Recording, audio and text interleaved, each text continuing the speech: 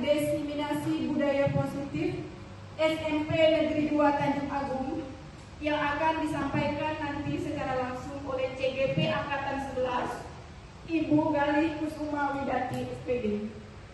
Adapun susunan acara dan imbasan dari apa yang telah didapatkan oleh Ibu Galih Kusuma Widati selaku CGP Angkatan 11 Kabupaten Muara Enim tahun 2024. Jadi pada kesempatan ini, dari yang pertama kemarin masalah filosofi Ki Hajar Dewantara, kemudian lanjut dengan visi dan misi, baik itu visi dan misi sekolah maupun visi dan misi yang disampaikan oleh yang dipilih oleh Ibu Galih. Kemudian yang sekarang ini tentang daripada budaya positif. Jadi pada Ibu dipersilakan.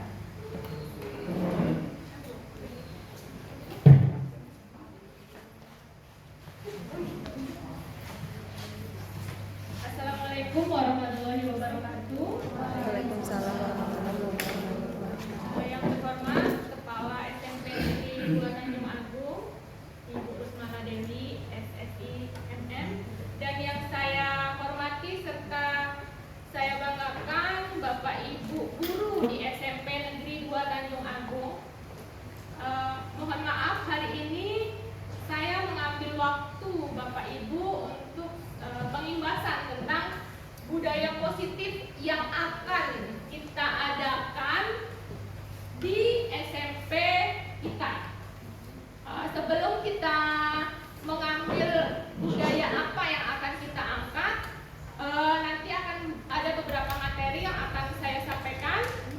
Tetapi sebelum memulai kegiatan, saya ingin kita membuat sedikit kesepakatan dalam penyampaian materi saya ini. Kira-kira ada yang mau menyampaikan kesepakatannya apa gitu? Satu atau dua, silakan, dipersilakan. Biasanya kan kita minta anak tuh ya kesepakatannya. Sekarang kita kira-kira mau bikin kesepakatan apa dalam acara siang ini? Karena nanti Bapak Ibu yang akan membuat kesepakatan di kelas bersama anak-anak. Itu yang saya harapkan, dan ada keyakinan di kelas masing-masing. Yang sudah ada itu di kelas 7A, di kelas Pak Norman. Kemarin saya lihat, cuma karena bahasa Inggris saya nggak bisa mengartikannya. Intinya itu ada keyakinan atau kesepakatan kelasnya. Kira-kira hari ini apakah boleh saya memberi waktu 3 jam atau 4 jam? Monggo.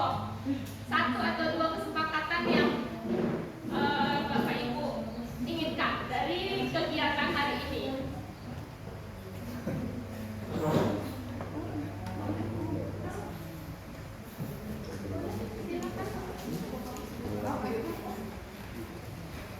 Silakan Bapak Ibu, satu atau dua kesepakatan yang bisa kita pakai untuk hari ini, siang ini, biar acaranya bisa berjalan lancar dan sesuai yang kita harapkan.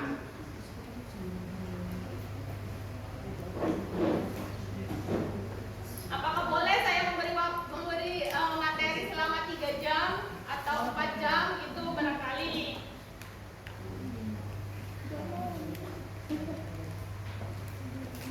Misalnya ini contoh yang anak-anak sudah bikin, padahal ini yang anak-anak bikin. Ini yang anak-anak bikin sebelum ke materi. Saya ingin dari Bapak Ibu satu atau dua, 3 lah. Apa kesepakatan kita hari ini? Pinginnya hari ini kegiatannya itu seperti apa? Kalau saya pinginnya satu, berpartisipasi penuh.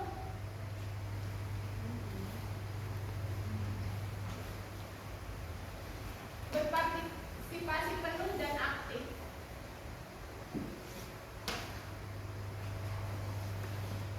Jika ada yang lain, gak apa-apa, silakan menyampaikan pendapatnya.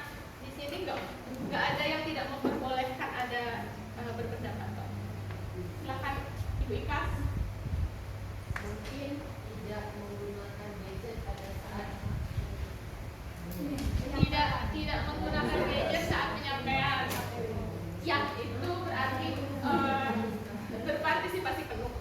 Waduh. Kecuali yang dokumentasi. Kalau ada yang lain bisa apa? Bisa Mela?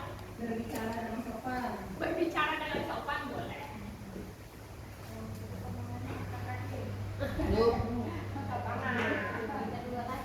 Dengan sopan tapi bahasa yang sopan tapi ini apa teratur, maksudnya tidak bareng-bareng, misalnya ada 3 orang tiga-tiganya ya.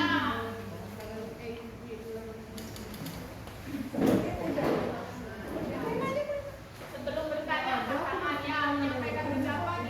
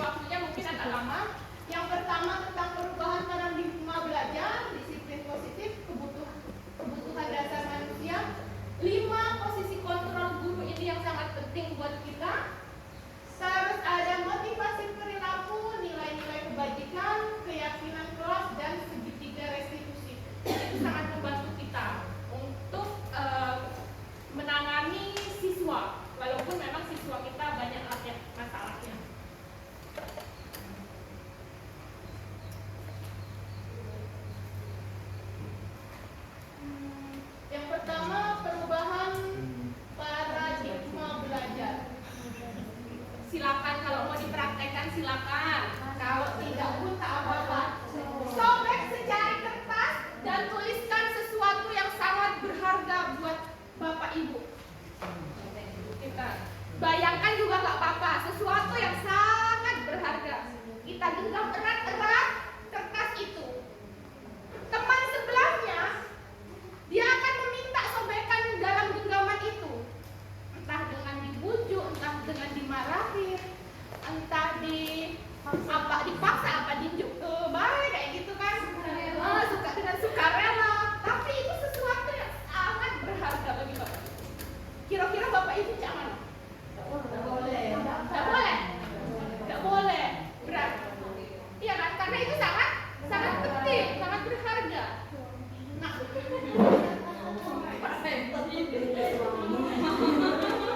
ya sangat berharga ya. Karena sangat berharga pasti kita akan mempertahankannya. Nah, yang bisa mengontrol untuk mempertahankannya siapa? Diri kita sendiri. Apakah kita bisa mengontrol orang lain untuk mengambilnya? Tidak bisa. Sama. Iya, itu sama. Itu teori kontrol yang harus kita pegang, bahwa yang bisa mengontrol diri kita sendiri adalah diri kita, bukan orang lain. Dan seperti itulah siswa. Siswa pun yang bisa mengontrolnya adalah diri siswa sendiri. Kita hanya mengarahkan, bukan mengontrolnya atau memaksanya. Nah, ada perubahan paradigma teori kontrol. Ilusi guru itu sebagai ilusi guru mengontrol murid, ternyata itu sudah tidak berlaku lagi. Kita tidak bisa mengontrol dalam artian memaksa siswa, karena siswa juga makhluk hidup yang dia punya cara berpikir sesuai dengan perkembangannya. Yang kedua, ilusi bahwa kritik dan membuat orang merasa bersalah dapat menguatkan karakter. Ternyata kritik itu ada yang bisa membuat down anak atau orang, dan ada juga membuat bersalah. Ngapa kok cak ini? Kok nggak mau apa bantu ibu biar kamu tuh pembelajaran kita berjalan dengan lancar? Itu ternyata membuat si anak itu merasa bersalah. Dan itu ternyata bukan menguatkan karakter. Dia mungkin akan lebih minder.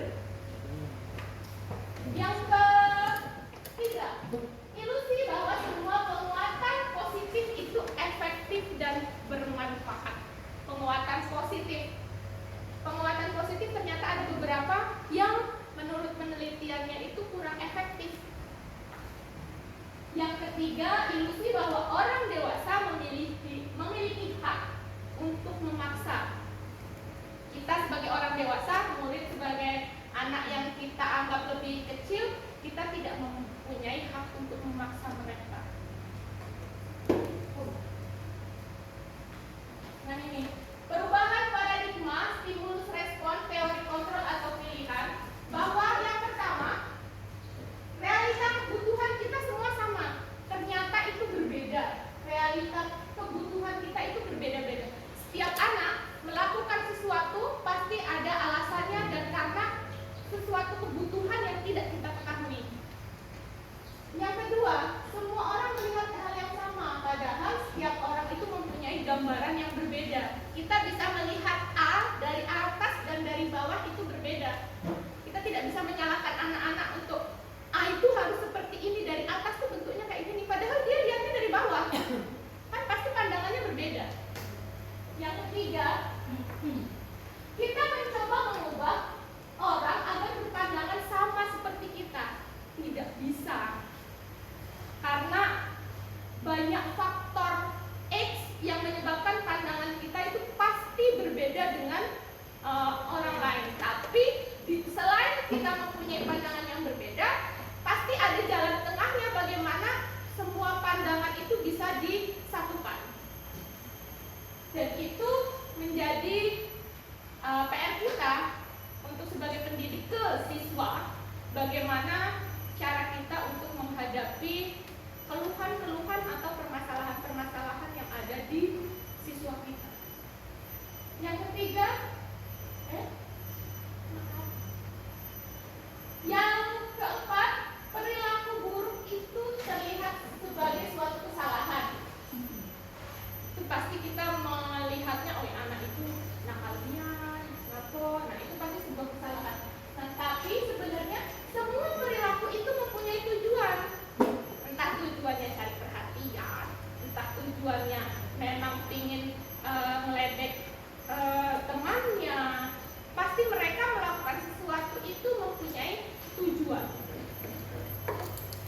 Dan yang selanjutnya, orang lain bisa mengontrol saya. Padahal hanya diri sendiri yang bisa mengontrol dirinya, bukan orang lain. Nah, yang pemaksaan ada pada saat rujukan gagal.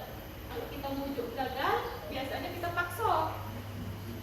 Biasanya kan kayak gitu. Nah, padahal kolaborasi dan konsensus menciptakan pilihan-pilihan baru. Sebenarnya ada caranya biar kita kasih pilihan-pilihan baru biar mereka lebih berpikir.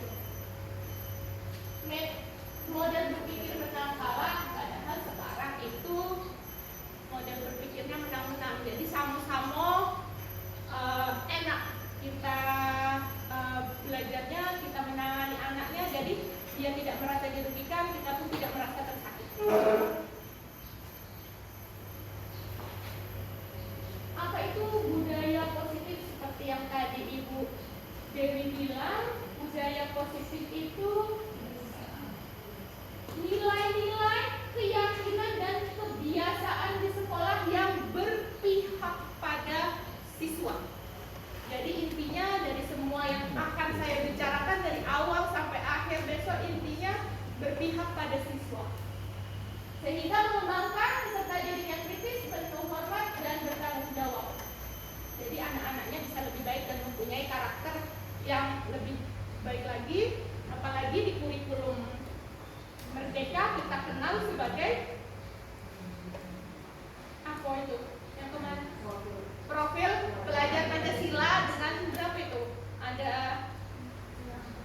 beriman, bertakwa kepada Tuhan Yang Maha Esa, berakhlak mulia, berkebinaikan tobat, gotong royong, mandiri, kreatif dan mandiri kritis. Jangan sampai lupa nyanyi ya. Agak kalau anak-anaknya lupa ajak nyanyi. Aku kita ada nyanyi hari ini. Bagaimana? Agak sedang lebih.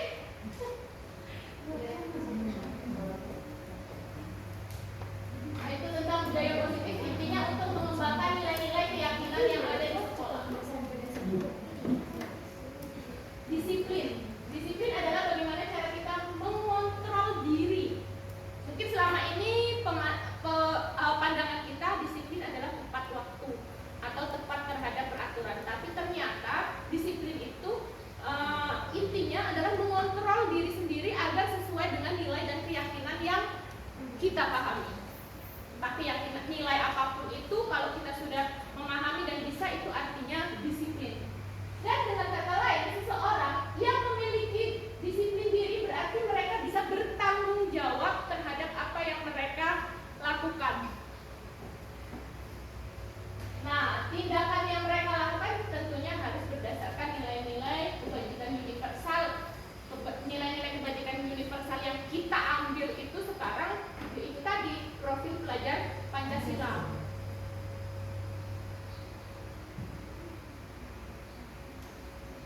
Disiplin positif adalah suatu cara penerapan disiplin tanpa kekerasan atau ancaman.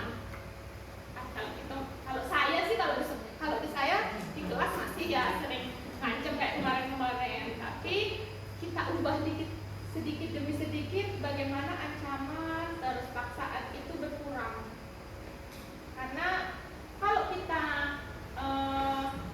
menerapkan disiplin itu dengan ancaman atau kekerasan, artinya bukan dari diri anak itu untuk disiplin. Dia melakukan disiplin karena menghindari hukuman dan menghindari perasaan perasaan tidak enak saat dihukum. Oh, satu lagi yang penting di sini, dalam praktiknya harus melibatkan komunikasi efektif antara guru dan peserta didik. Ini yang harus kita kembangkan, komunikasi antara kita sebagai guru dan peserta didik. Yang selanjutnya mengenai nilai-nilai kebajikan. Nilai kebajikan universal itu nilai-nilai yang tidak nilai-nilai positif atau sifat-sifat positif yang tanpa memandang perbedaan suku, ras, agama, dan apapun, dan itu berlaku di semua tempat. Tidak mungkin kita berlaku di sekolah ini tidak berlaku nilai kebajikan itu di sekolah lain. Dan yang sekarang nilai kebajikan itu yang ingin dicapai benar yang tadi profil pelajaran Pancasila. Kenapa ini perlu dikembangkan nilai-nilai kebajikan? Karena mengaitkan tujuan dan nilai kebajikan akan membangun motivasi intrinsik dari murid. Yang ingin inti dari pemaparan saya hari ini adalah bagaimana cara menimbulkan motivasi intrinsik pada siswa.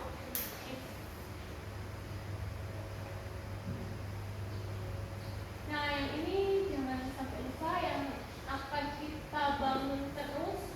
Udah ada P5, ada beriman kepada Tuhan, berkebinekaan global, gotong royong, kreatif, kenalan kritis, dan mandiri. Dan ini akan, kalau ini sudah terwujud, sehingga bisa menciptakan murid-murid yang memiliki profil pelajar Pancasila. Kebutuhan dasar manusia. Sekarang kebutuhan dasar manusia, pada dasarnya manusia itu mempunyai kebutuhan-kebutuhan yang harus dipenuhi. Kalau tidak dipenuhi pasti terjadi pelanggaran, penyimpangan. Nah, agar dan itu diperlukan usaha terbaik, apalagi dari seorang guru untuk mengerti kebutuhan peserta didiknya itu apa, sehingga kalau dia kebutuhannya sudah terpenuhi, secara otomatis dia juga akan mantap gitu kalau dia belajar di sekolah. Ada 5 kebutuhan dasar. Bertahan hidup. Misalnya untuk bertahan hidup itu kebutuhan kebutuhan primer, kebutuhan pokok, makan, minum, dan lain-lain, ya, betul. Kebutuhan kasih sayang dan rasa diterima. Kadang anak-anak ini lebih di sekolah akan bergelombol sama yang kayak sefrekuensi karena dia diterima di situ. Iya, satu circle karena dia diterima di situ. Dan dia menganggapnya kita itu bukan satu circle-nya, dan itu akan membuat benteng dengan siswa. Kalau sudah terjadi benteng dengan siswa, kita akan sulit untuk mengajak siswa untuk ke jalan yang lebih baik. Ya pasti kalau sudah ada jarak itu segan, bukan segan sih, dia bukan lebih ke segan, takut. Kalau dia sudah takut, dia bakal menjauh dari kita dan kita tidak bisa mengembangkan dia lagi. Yang ketiga, kebutuhan pengakuan atas kemampuan.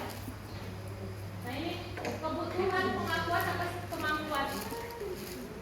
Maksudnya dia itu senang kalau dia diakui, dia tuh mampu, diapresiasi, dia tuh mampu untuk perkalian, dia mampu untuk hafalan surat pendek. Nah, itu perlu kita mengapresiasinya. Tapi bagaimana cara mengapresiasinya pun nanti jadi harus hati-hati dalam memberikan apresiasi. Karena secara tidak langsung apresiasi malah membuat anak-anak ini menurun daya kreativitasnya.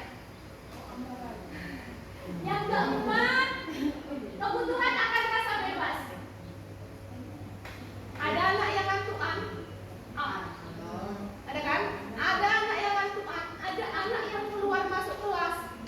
Satu, itu kalau saya amati itu dia bosan di kelas.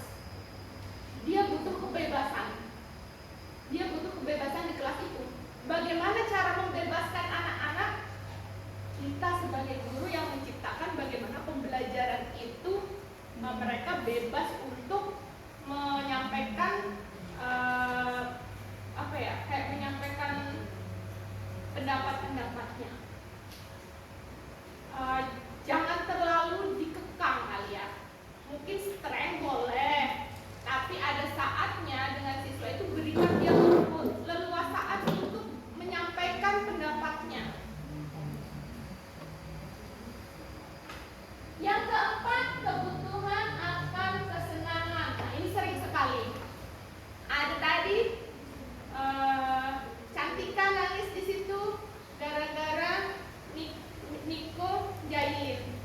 Ditanya seneng kan kau ini jahili orang. Nah, berarti ada rasa kepuasan dia tuh jahili orang gitu loh. Nah, itu yang harus kita, dia tuh ada kesenangan jahilin orang, tapi gimana caranya kesenangan jahilin orang ini dipindahkan ke kegiatan lain yang bisa biar dia tidak jahilin orang lain. Apalagi ini mungkin anak-anak kita lumayan hiperaktif ya, aktifnya luar biasa. Cuma itu banyak yang mereka tuh kinestetik kelihatannya, kinestetik anak-anak kita nih. Jadi kalau mereka suruh duduk aja 5 menit, saya rasa jadi tekanan batin bagi mereka. Nah, ini PR berat dan PR besar buat kita.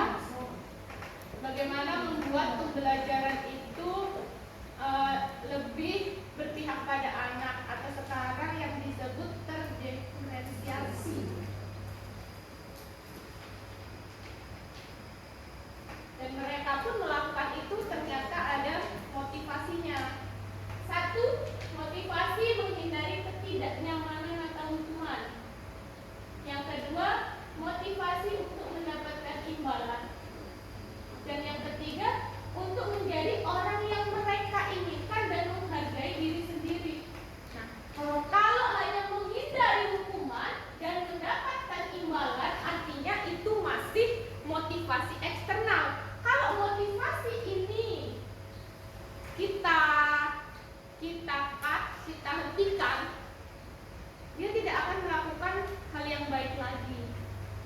Tapi kalau sudah timbul motivasi internal dari dirinya, mau itu dikasih hadiah, mau itu dikasih hukuman, dia tetap seperti itu.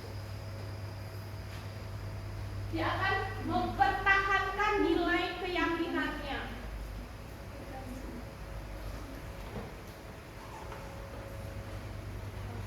Nah, hukuman, penghargaan, dan keyakinan kelas. Mengapa keyakinan kelas? Mengapa tidak peraturan kelas? Mengapa keyakinan kelas tidak peraturan kelas? Peraturan terikat, tidak bisa berekspresi. Ada yang lain? Ada sanksi.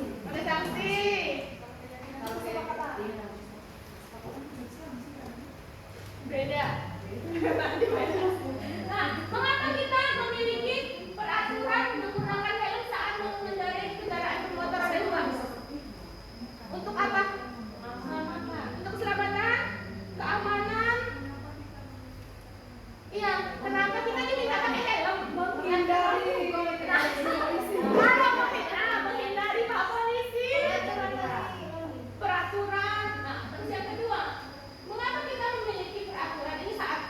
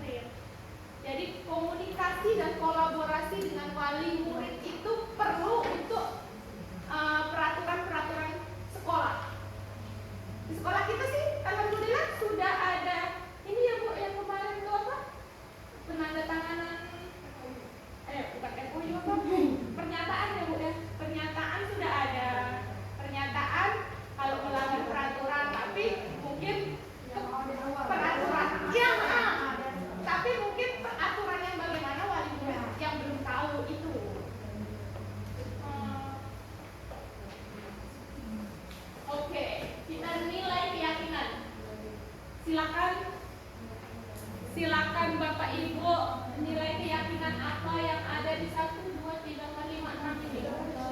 Oh maaf, oke, yang nomor 1 kembalikan barang ke tempatnya. Yang nomor 2 dilarang mengganggu orang lain. Yang ketiga hadir di sekolah 15 menit sebelum pembelajaran dimulai. Gunakan masker, berjalan di kelas dan koridor bergantian atau menunggu orang lain. Nilai kebajikannya apa atau nilai keyakinan? Yang pertama, kembalikan barang ke tempatnya. Nilainya apa?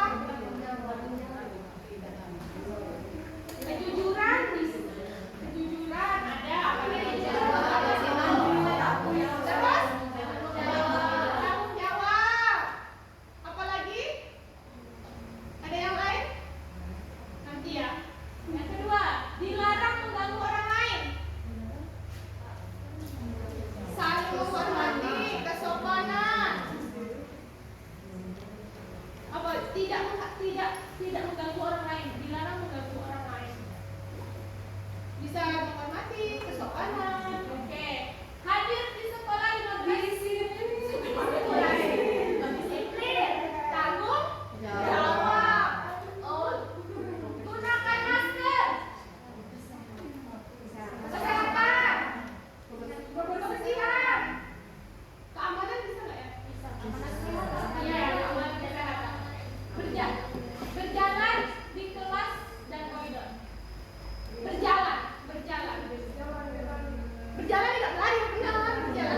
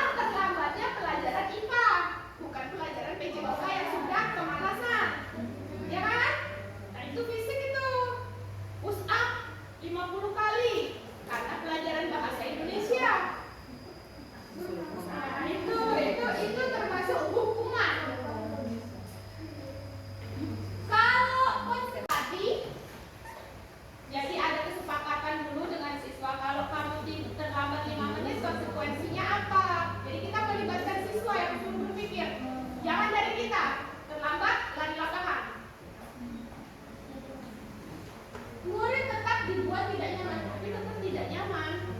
Pasti ada rasa tidak enaknya. Yang ketiga, sikap guru selalu memonitor murid. Sedangkan kalau restitusi, proses menciptakan kondisi bagi murid untuk memperbaiki kesalahan, jadi prosesnya untuk memperbaiki kesalahan tersebut. Jadi dia sadar kalau dia salah, di mana salahnya, kenapa dia berlaku seperti itu, dan solusinya apa, dan itu pun dari siswanya, bukan dari kita.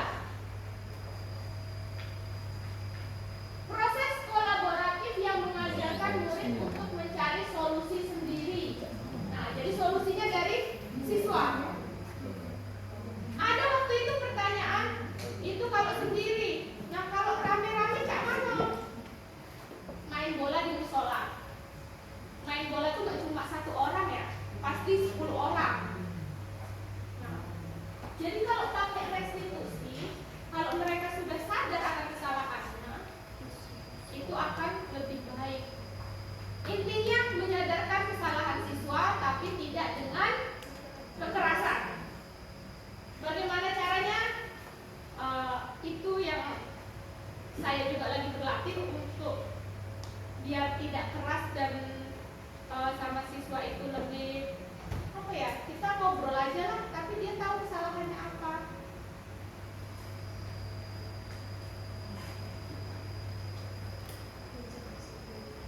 Konsep disiplin dengan identitas kegagalan. Nah, ada kalau kegagalan dalam hukuman dan kegagalan dalam pemberian penghargaan.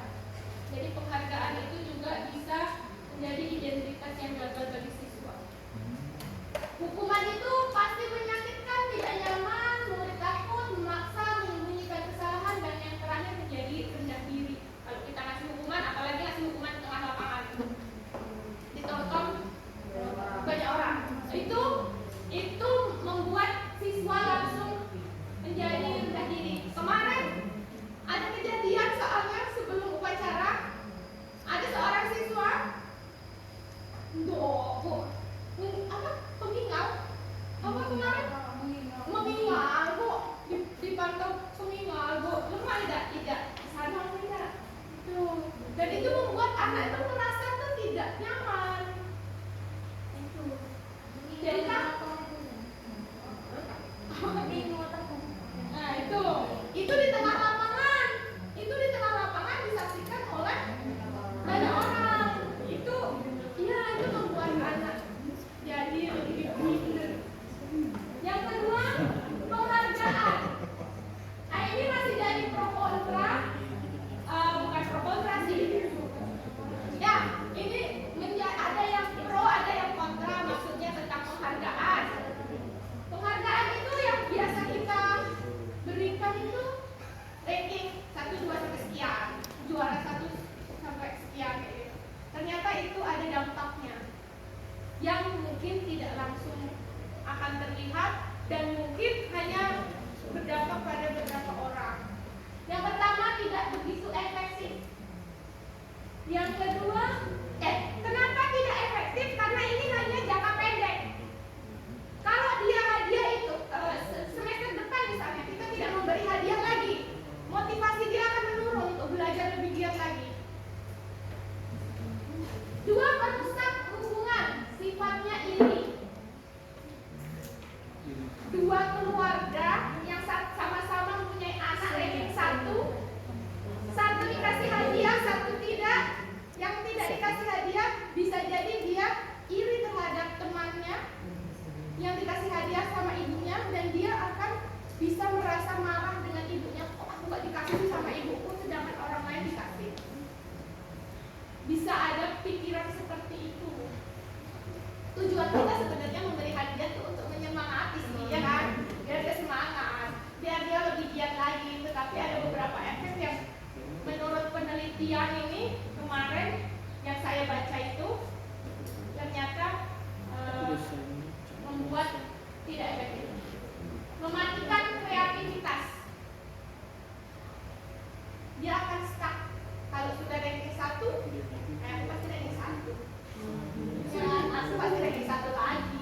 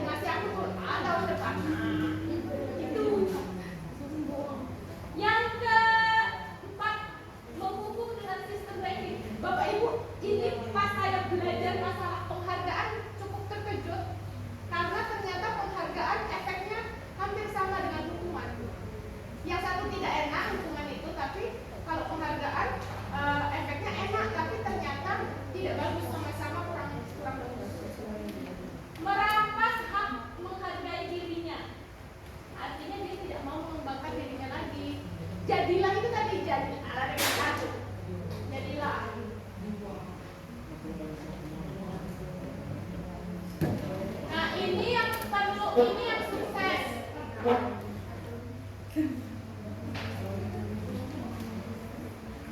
Penguatan jangka pendek untuk konsekuensi perlu monitoring dan murid lebih menghargai peraturan, kehilangan waktu untuk berpikir. Sedangkan jika kita melakukan restitusi itu murid lebih bertanggung jawab kepada kepada perilakunya. Dia tahu salahnya, berarti dia tahu solusinya. Nah, solusinya itu dia lakukan, berarti dia bertanggung jawab atas solusi yang dia. Fokus pada pemecahan masalah jangka panjang.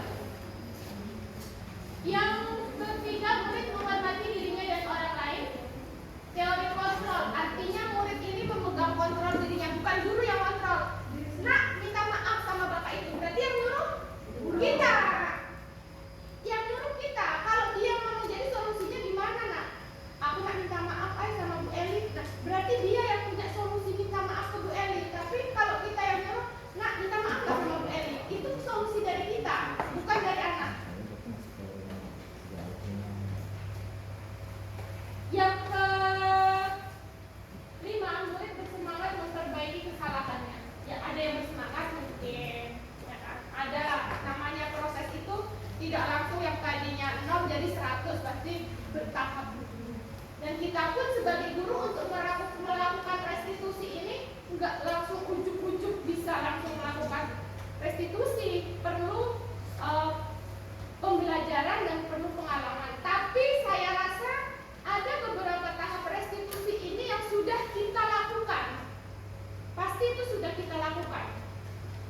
Apalagi dengan anak-anak yang bermasalah, ada tahap-tahap yang sudah kita lakukan. Nah, ini jenis hukuman. Guru menghukum siswa tersebut hormat bendera selama 10 menit dan berusaha murid menjadi takut, itu hukuman. Kalau konsekuensi, dia memberikan konsekuensi untuk mengerjakan PR saat istirahat atau dikerjakan sebanyak 3 kali lipat. Tapi tetap saja ini tidak enak dan itu sifatnya lebih hampir sama seperti menghukum. Guru tegas dan siswa menghormati peraturan. Kalau restitusi, guru itu menanyakan keyakinan kelasnya, nilai-nilai apa yang sudah mereka langgar. Terus guru terbuka dan siswa menghormati dirinya dengan orang lain. Ada misalnya antara, tadi saya sudah memberikan contoh telat pelajaran IPA, lari 5 kali muter lapangan, atau pelajaran PJOK dia telat tapi yang lain sudah pemanasan, dia lari 5 kali juga muter lapangan. Itu beda perilakunya, yang satu sebagai hukuman, yang satu sebagai konsekuensi. Oke. Mencatat 100 kali di dalam buku kalimat. Saya tidak akan terlambat lagi karena terlambat sekolah. Hukuman atau konsekuensi?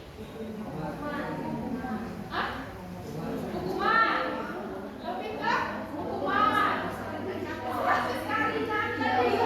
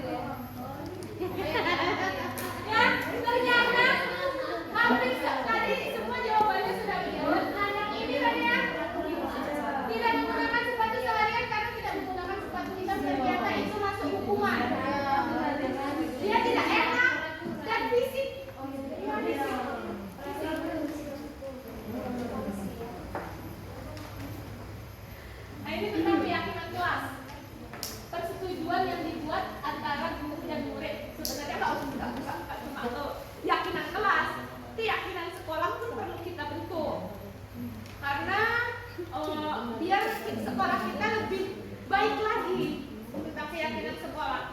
Nah, ini keyakinan kelas dulu, persetujuan antara guru dan murid dan ditaati bersama. Jadi keyakinan kelas itu tidak hanya untuk murid Bapak Ibu, tapi untuk kita juga.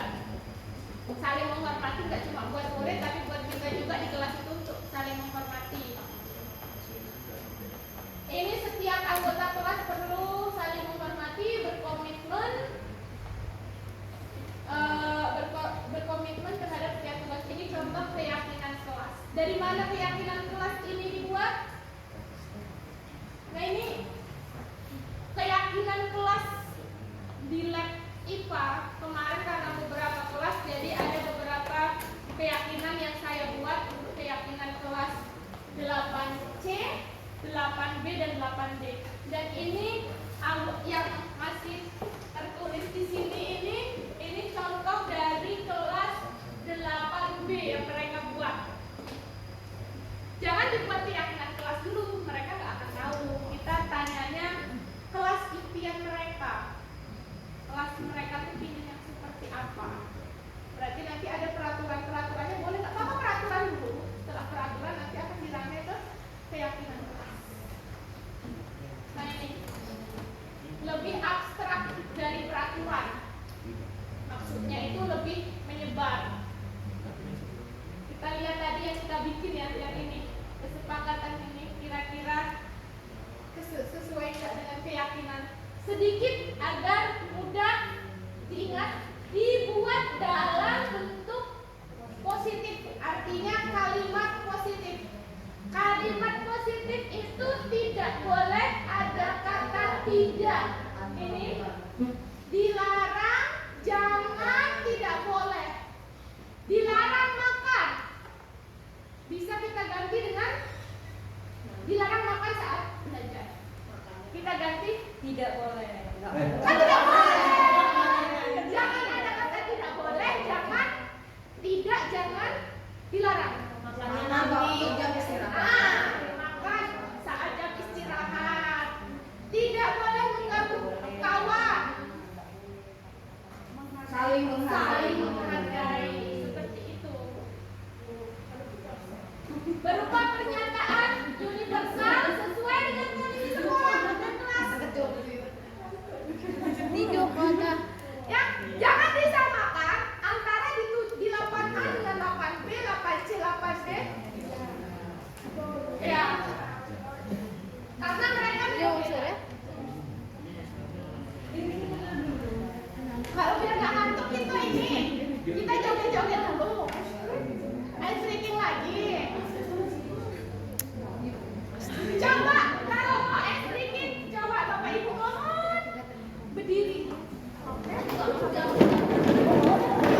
Depan ya. Berdiri, kamu pelan berdiri sedikit, nggak usah bawa laptop. Pakai tangan. Jangan dibanting. Jangan dibanting. Apa sih aku nak kaki cek ini? Kemarin kan baru beberapa orang ya yang kita ice breaking itu ya.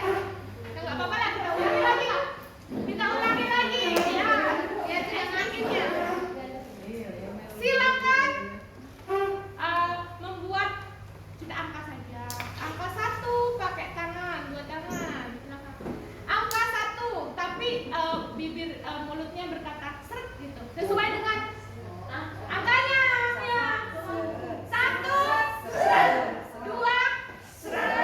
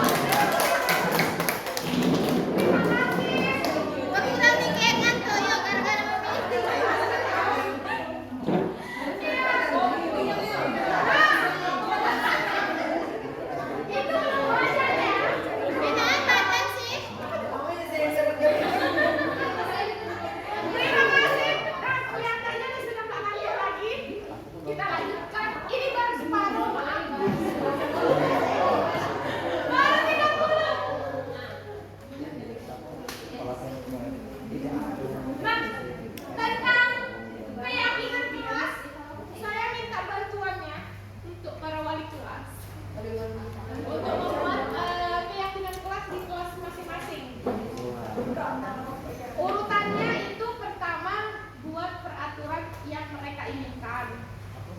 Kamu tuh pengen kelas ini jadi kelas seperti apa? Habis itu dijadikan satu, dibuat kalimat yang positif, jangan yang negatif seperti yang ini tadi. Tidak boleh tidur, coba diganti harus semangat, gitu kan?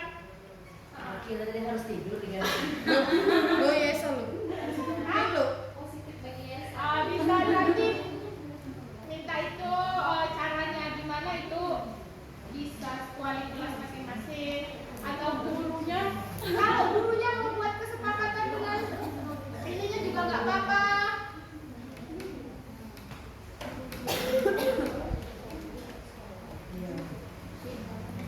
Nah ini yang tadi yang saya bicarakan tentang penghargaan. Dihukum oleh penghargaan. Judul modulnya itu sudah dihukum oleh penghargaan. Ternyata penghargaan itu bisa menghukum. Karena apa? Itu motivasi atau dorongan eksternal.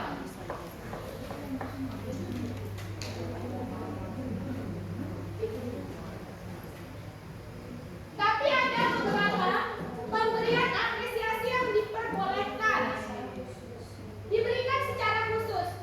Terima kasih ya Bu Cynthia sudah membantu Ibu membersihkan papan tulis hari ini.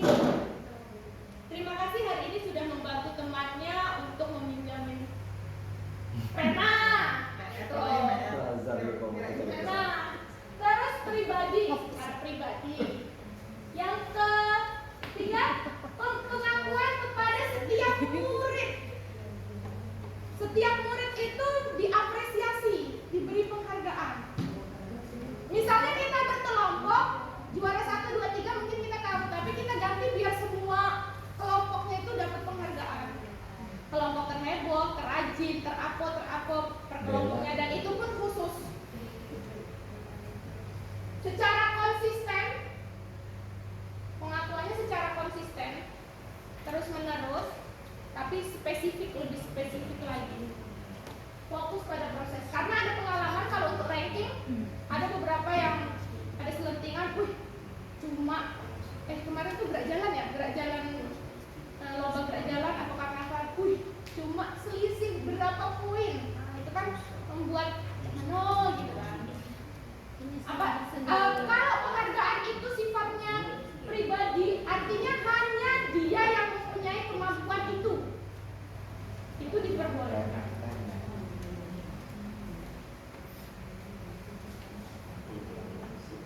5 posisi kontrol guru. Ada menurut Dr. William Gleason berkesimpulan bahwa ada 5 posisi kontrol yang diterapkan oleh seorang guru, orang tua ataupun atasan dalam melakukan kontrolnya. Penghukum, pembuat merasa bersalah, teman, pemantau, dan manajer. Kira-kira kita yang mana ya? Kalau saya banyak yang ini. Kalau saya banyak yang ini. Ya, penghukum. Dikit-dikit hukum. Kalau merasa bersalah, seperti tadi, kamu gak kasihan sama ibu. Itu udah kata-kata yang membuat anak merasa bersalah. Teman, teman, ini ada teman, kita sebagai teman, ayolah belajar, ajakan. Kalau kajak kelalaian, sebagai teman kita nggak bisa agak tegas ya. Kalau pemantau, kita pantau tapi kita ingatkan hukumannya, sanksinya apa, konsekuensinya apa. Kalau hukuman langsung lari lapangan. Kamu ingat nggak? Kalau tidak, kalau terlambat pelajaran PJOK harus lari lapangan. Kalau ini tidak mengerjakan tugas seni tari, kamu harus menari. Itu, nah itu pemantau. Sedangkan manajer itu, nah ini agak sedikit lebih kecil. Apa yang kita yakini, kalau manajer itu membuat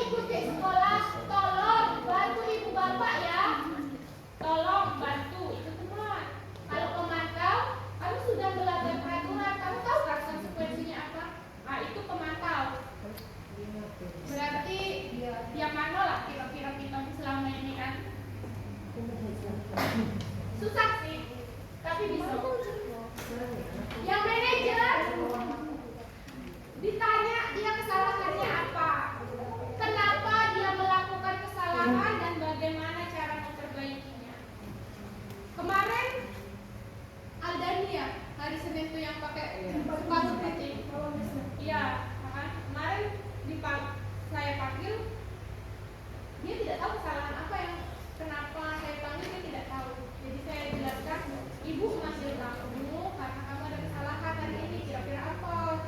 Telikilah semuanya, ternyata sepatunya putih. Ditanya bagaimana, kenapa kamu seperti itu? Ternyata rusak sepatunya itu yang mahal jebol. Terus solusinya gimana kira-kira? Ibu, selain itu kalau kamu masih mau pakai sepatu ini, kalau bisa kan jauh dicek. Yo ngomong dicek, dipilok, kalau nggak di spidol katanya. Sudah, berarti ibu lihat hari ini kan tadi sudah pakai yang hitam.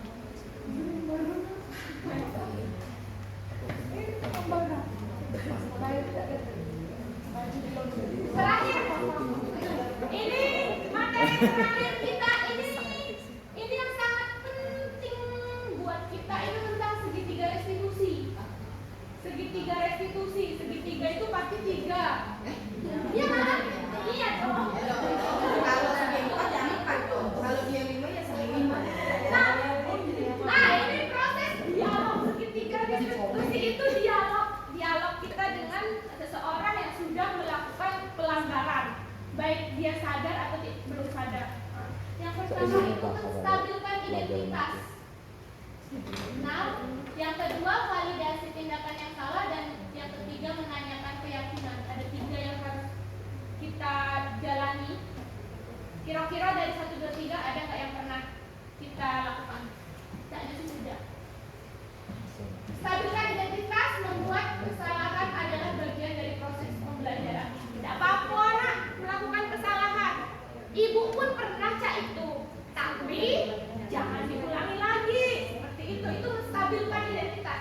Jadi jangan, enak kamu bisa cak ini. Jangan seperti itu kalau bisa. Jangan langsung kalau diteror, jangan diteror terus samanya. Iya. Nah ini kalimat yang biasanya kita ucapkan ke anak-anak. Bersalah itu hal yang wajar, tapi kalau sekali-kali nggak wajar juga, gitu kan. Tidak ada manusia yang sempurna. Bapak Ibu juga pernah melakukan itu. Bapak tidak mau mencari yang salah. Kita jangan mencari kesalahan ke anak, tapi kita membantu dia untuk mencari solusi. Berdasarkan yang kedua, validasi tindakan yang salah. Ini berdasarkan prinsip berupaya memenuhi suatu kebutuhan tertentu. Tanya ke alasannya. Ibu rasa. Saya rasa. Iya Bu, enggak apa-apa Bu. Saya rasa kalau Bapak Ibu, kalau kita ada anak yang salah, ini pasti dilakukan. Kamu tuh ngapa cak itu, ya kan? Pasti pertanyaannya, tapi sayangnya kita melupakan yang menstabilkan identitas. Kita langsung ngapa cak itu. Padahal itu sudah tahap kedua. Kita nggak menstabilkan identitas dia dulu. Kita tidak membuat tenang dia dulu. Ya langsung dikejut, ngapa cak itu. Ya, nah kan kayak gitu. Padahal kamu bisa melakukan lebih buruk ya dari itu. Contohnya kemarin ada siswa yang tahu-tahu bawa parang kan itu kan. Waktu zaman dulu itu siapa itu si gendut tuh? Astagfirullah. Kemudian itu kita bisa sebenarnya. Padahal kamu bisa melakukan lebih buruk dari itu ya, kalau dari parang itu kan. Iya, dari pulau. Iya kan kita nanya bahwa iya bisa Bu, tapi kan nggak boleh ya. Iya, nggak boleh. Lucu. Dan yang ini, kamu patut bangga karena memiliki sesuatu yang penting bagi kamu.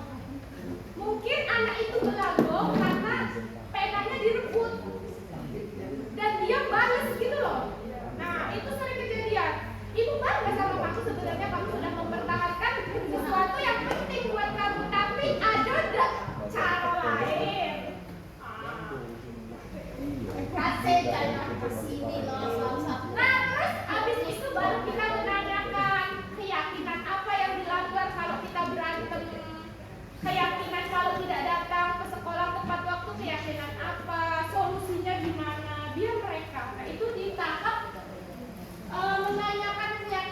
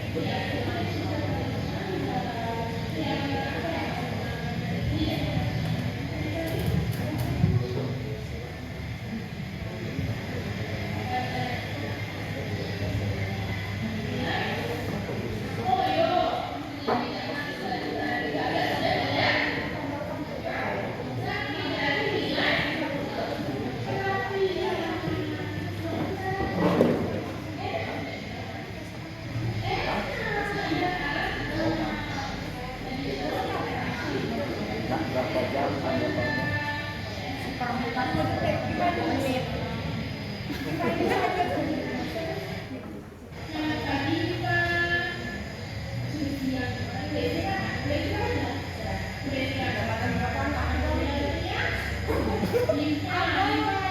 Bukan, itu natural.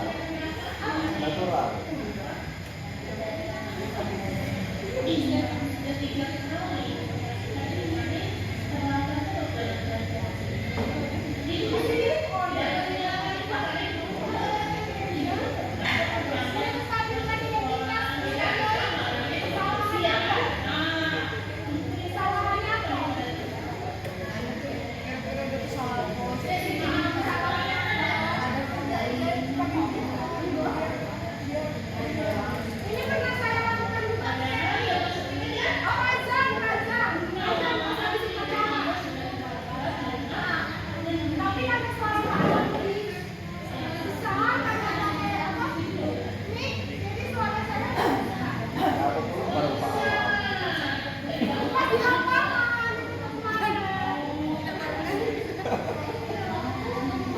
Sakit ya ini ya.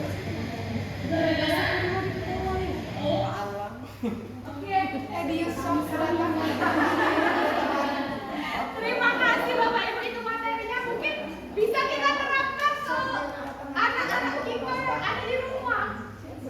Jangan sampai anak itu dihakimi.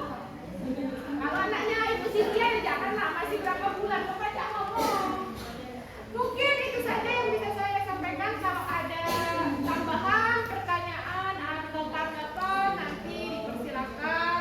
Tapi kalau ada pertanyaan terus menjawab sendiri juga tak apa-apa. Gimana? Terima kasih Bapak Ibu. Assalamualaikum.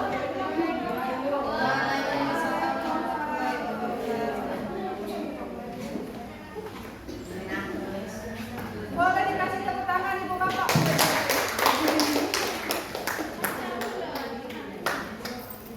Terima kasih Ibu Gali, silakan duduk kembali. Selama Ibu Gali di depan tadi apa yang Ibu Bapak bayangkan? Diri sendiri. Karena saya membayangkan saya berada di situ minimal 1 jam, insya Allah suara saya habis. Oke, untuk selanjutnya tadi sudah mendengar paparan dari Ibu Gali, sudah diajak ice breaking juga. Sekarang mungkin ada yang perlu ditanyakan atau ada yang mau menanggapi. Boleh. Silakan. Laganya Ibu Gali tadi belum? Assalamualaikum warahmatullahi wabarakatuh.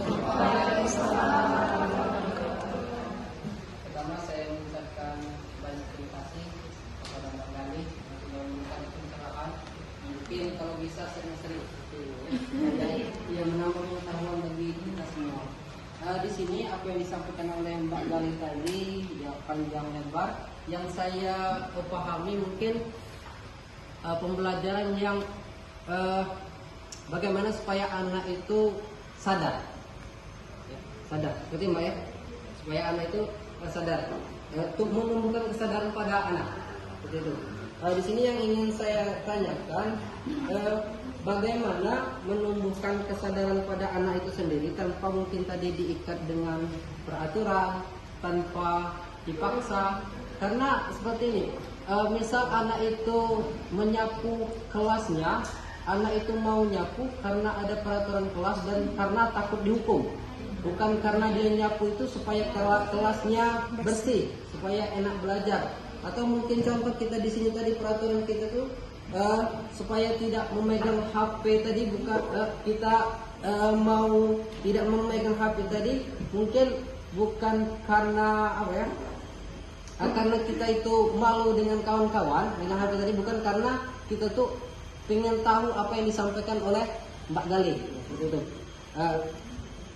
Jadi pertanyaan tadi bagaimana menumbuhkan kesadaran pada anak, karena kalau untuk usia anak SMP itu untuk menumbuhkan kesadarannya itu mungkin sangat susah sekali.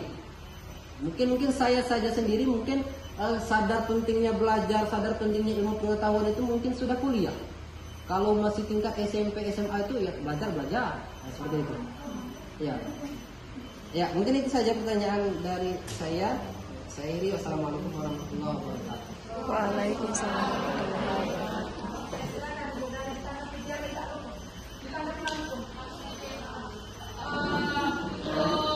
Terima kasih atas pertanyaannya Pak Norman. Bagaimana cara kita menumbuhkan kesadaran dengan siswa kita SMP? Yang pertama itu sebenarnya keteladanan. Itu diperlukan. Kalau anak itu sudah melihat bapak ibunya disiplin, dia akan terimbas juga. Itu. Yang kedua, memang apa ya, anak-anak kan butuh masukan terus-menerus dari kita. Jadi dari kitanya yang tidak boleh lelah untuk memberitahu kepada siswa mengenai hal-hal yang baik untuk mereka. Nah, selanjutnya kalau yang untuk hubungannya di kelas, kembali lagi kepada kesepakatan. Kita membuat kesepakatan kelas. Jadi kita terapkan dari kesepakatan itu nilai yang akan diambil oleh anak-anak itu apa. Dan di situ namanya kesepakatan dan itu nilai tidak mungkin hanya sekali atau 2 kali. Kita mengingatkan perlu evaluasi dan monitoring. Makanya kemarin saat kita PMM, kita mengambil RHK disiplin positif. Di situ ada tentang keyakinan kelas, bukan materinya, indikatornya.